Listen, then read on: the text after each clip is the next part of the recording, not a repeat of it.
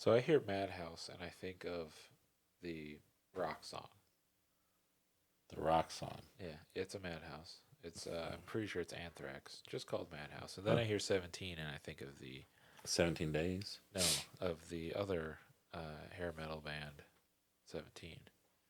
Is that the name of the band, No, 17? it's the name of the song. Oh. Oh, Winger. Yes, Winger. Winger. Yeah. She's only 17. Oh, yeah. Not even close. Well, obviously. Hello, welcome to Alphabet Suite, podcast for the Prince Songbook. There are hundreds of songs to choose from. You have chosen.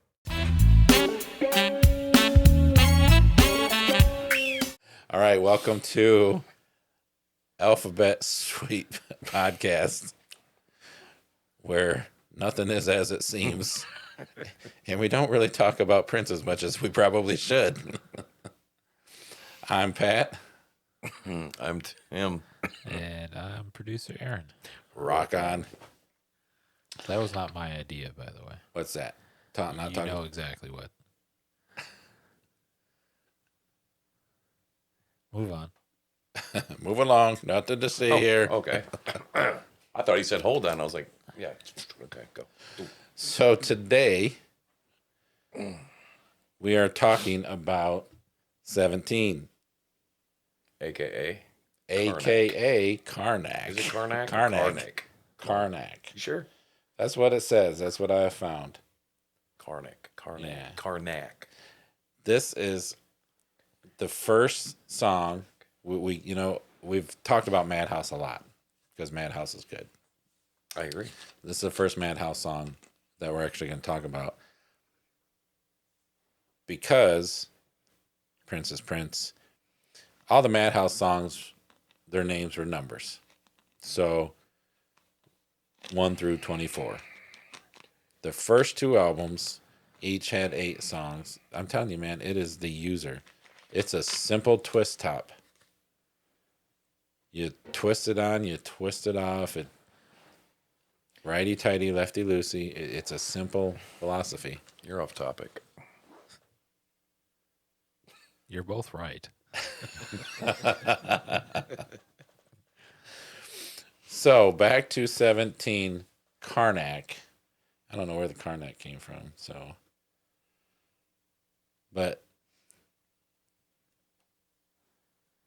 when Prince did Madhouse, the first album was called 8, so it had tracks 1 through 8. However, at that time, even though the album had the number 8, he was spelling out the songs. So it wasn't the number 1, it was ONE. Same with Madhouse 16. They were spelled out. But then we hit his third one, which is Madhouse 24, which was never released. Now the songs are numbers. So now instead of spelling out 17, it's 1-7, which is why we're talking about 17 now. And we haven't talked about 1 through 16. So, yeah, I know it's confusing, Wait a but second. So each album only had 8 tracks. Correct. And they continued numbering. So this album 16 was 9 through 16. correct. Okay. And 24, had it been released, would have been 17 through 24. Okay. That's how they are done. So this is Madhouse, the first incarnation of 17, because even this changed. That's why this one, it says it was, called Karnak when he was doing it, but he changed it to 17. And it also got renamed later because when, like, the second, so Madhouse 24 actually had 2 incarnations. It was the first one that had, 17 through 24. And then the second one, even though it had 17 through 24, he actually gave names to the songs. So this one got renamed to Ass Whooping in a Trunk. I don't understand that. How do you get from Karnak to 17 to Ass Whooping in a Trunk? That's it. Yeah. If you can explain that one to me, by all means, do it. What are you doing? You're looking up something. I am. Are you looking up an ass whooping in the trunk? Yeah, I know. I know there's like a metal band called Madhouse. I don't want people Yes, to get there is a metal. confused. Yeah. This is Prince Madhouse. This is Prince Madhouse. Yeah. Completely different. Yeah. All right. I was trying to make sure, just, that's why I picked up the whole thing. So the only real release of this song, we talked about it before, he did that 1-800 New Funk compilation album. Mm-hmm. And he put this one on there as one of the tracks. So there you can actually hear this one. This whole paragraph, just the first half of it, does not make sense. So it says the basic tracking for Karnak took place in July of 93 in Minnesota during a 5-hour session that also produced Edward. Oh, that was later renamed Ass Whoopin' in a Trunk. So maybe this one wasn't renamed. Maybe I misread my notes here. It's because that whole sentence is so convoluted. Right. And Got to Give It Up, Parlor Games, Rudy Kazooie, No. It's okay. Never and mind. Space. An instrumental version of Space. In 94, it was included as the first track of the third Madhouse album. And that's when they changed the name from Karnak to 17.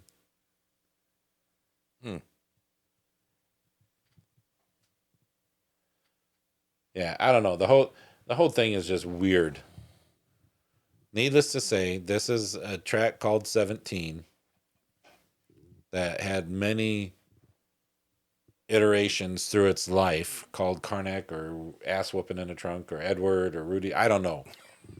Do your own research, man, because I'm confused now. It's a good song, though. If you like funk-infused jazz or jazz-infused funk, however you want to look at it. It's a good song. It's all instrumental. Madhouse was mostly instrumental. I think it was typical Madhouse. Yeah, Eric Leeds, great saxophone player. However, you take a look under recording personnel. Yes, sir. Okay, it says Prince, Michael B., Sonny T., Levi, and Eric. Yep. The only band member I see under Madhouse was Eric, listed under recording personnel. So help me and others to understand this. Because it's just different. Where is... You're saying the recording personnel on the Madhouse album? Or on Correct. So when that you one look up doesn't Madhouse, exist. huh? That one doesn't exist. It was never So released. Perhaps those people are the ones that redid it for that 1-800 New Funk release. But how can you consider that Maserati? Maserati. or How are we talking about Madhouse- Maserati? Hang on. Mad somebody. Madhouse. And consider that Madhouse with just, Madhouse was more of a concept than an actual group of people. Yeah, I read that somewhere. But Just like the new power generation was So constantly it's changing. It was not meant to be a specific group as much as it was So, a concept or a movement for him. but that's a lot of groups that do that. I mean, over the years, Van Halen, I mean, Van Halen just changed lead singers. I mean, yeah, Van Halen was they in a screwed up, is what they did. because you don't like them either. I don't like Sammy Hagar. David Lee Roth was Van Halen, man. Anyway, did Metallica ever They've been through change different the people years? too. Only bassists. So Quiet Riot? I mean, they all do Well, it. seem to one do it. because Technically- he passed. Really? Yeah. Yeah, Cliff one- Burton died, but yeah. they also had I thought What's His Kurt Nuts from was not the Megadeth. original guitarist either. well, it's because What's His Nuts from Megadeth was the original with them, and then didn't fit so he went and made Megadeth. Still butthurt about it to this day. He is? Yeah, I can't think of his name right now. I'm also not Dave. really here. Yeah, Dave Mustaine. There Yeah. you go. Dave Mustaine was in. Metallica. Before Metallica was Metallica. Oh, so before they had a recording contract. Yeah. Okay. They were still like Metallica. Right. But, okay. And then he left and became Megadeth. Yeah, he made Megadeth. Okay. Then they brought in Kirk. Kirk Cousins No, from Minnesota. Kirk Hammett. That would have been perfect for my hat. You but at but their sports ball. bass player died in Yeah, an Cliff Burton died. in an accident, right? I Wasn't it, think like- so. I thought he died in like an accident or something. Like a bus accident. Yeah, it was on a tour between places or something, I think. Yeah. Don't quote me. Research it yourself. And then they had a couple others. They had the dude that looks like James during the Garage Inc. era, and then they picked up The guy that got Rob now in the early 2000s. Okay. So they've been with Rob Trujillo since then. Yeah. Well, in So- case you didn't know, anybody, people, camera, you, producer, Aaron, back many years ago, your father was supposed to be a member of Metallica. You are so But full of yourself. No, he had hair, but then they took Lars instead. That's his name, right? Lars? You know, Lars had hair too. Yeah, but I'm saying but when he had hair, so people thought he looked like Lars, so they just went and got Lars anyway. So Just because he was a better drummer than me? yeah, remember we was Did gonna people go. really think you look like Lars? Oh, yeah. Yeah, When I was younger, remember we had thoughts of getting a couple bodyguards and going to the mall with you, and just acting like it. Yeah. yeah, Wow. Yeah. I don't see it at all. well, it's because he's bald, So is Lars. but they look different now. But Yeah. back They in looked the different day, back then too. no, back Okay. Anyway. throw something So, at our producer. But don't tell him. 17. 17 who? 17. Karnak. Whatever you want to call it. The first incline. I don't know. 17. What is that? What is what? Standing at the So, altar. Standing signal. at the Altar was a single they released from the 1-800 New Funk. And they put this as a B-side to it. So you could get it Okay, there Standing too. at the Altar was by. I think that was Margie Cox. Okay. So, yeah, I was going to say something about that. I thought I read that on this page. Yeah. And I thought that was really cool that they would do that. But, see, But then now you don't think again- it's cool? No, but then again, I mean, it's not. I don't know. I get your concept thing and all that, but it's not. I don't know. Madhouse different, was just- always just kind of in reality, the Time was more of a concept than it. When the Time first came out, it was just Prince and Morris in a studio doing all the songs. There was no band, there was nothing. Mhm. They did everything, and then they had to build around that. And I think that's what he did is he built around this concept of Madhouse, and so it was ever changing, just like the Time changed people all the time. Okay. Well, thank you for. Making that clear as mud. Yeah. Dealing with Prince and all it is so convoluted. I mean, Yes. yeah. Thank you. I'm right. You. There you go. So it's a good song though. It's a jazz funk infused song. I like it. I like Madhouse though. Oh yeah, So definitely. if you want to hear some good jazz funk and just good sax playing, good everything, check out Madhouse. So I think we've kind of veered off. I mean, we hardly talked about this song too. We have a tendency to do that. We do, and we didn't even hardly talk anything about Margie Cox. There she is. I like Margie Cox. See, We'll talk about Margie Cox when we get to Margie Cox. I'm just saying because you don't think I like hardly anybody, but So what do. I hear is you like Margie Cox, you like Prince, and you like T.C. Ellis, and the New Kids on the Block, and iCarly, and David Lee Roth Van Halen. and David the Roth Van Halen. Yeah, Okay. yeah. So we're putting this list together. Yeah, we'll get there. Yeah, Okay. there we go. I like Morris Day.